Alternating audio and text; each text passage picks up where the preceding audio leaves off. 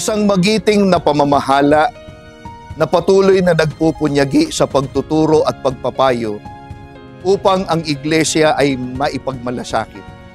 Walang kapagurang tumutupad ng pananagutan, matiyak lamang na walang maiiwan kahit isa sa amin sa daan ng paglalakbay tungo sa kaligtasan. Purihin po at pasalamatan ang ating Panginoong Diyos at ang ating Panginoong Hesukristo sa paglalagay ng makapangyarihan at punong-puno ng pagmamahal na pamamahala na ang layunin ay makarating ang iglesia sa kasakdalan. Sa amin pong pinakamamahal na tagapamahalang pangkalahatan, ang kapatid na Eduardo V. Manalo.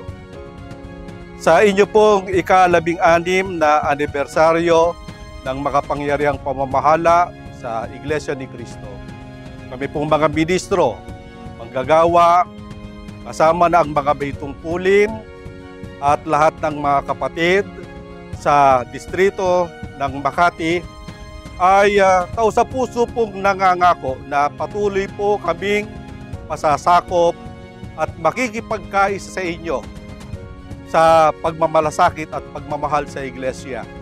At aakayin sila upang anuman ang mangyari ay maglilingkod sa Diyos upang tamuhin ang kaligtasan.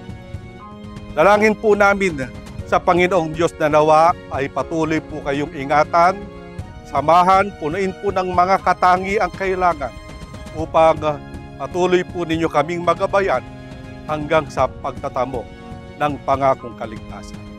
Salamat po ng marami sa inyong pagmamahal sa amin. Mahal na mahal po namin kayo. Happy 16th anniversary po! Salamat po!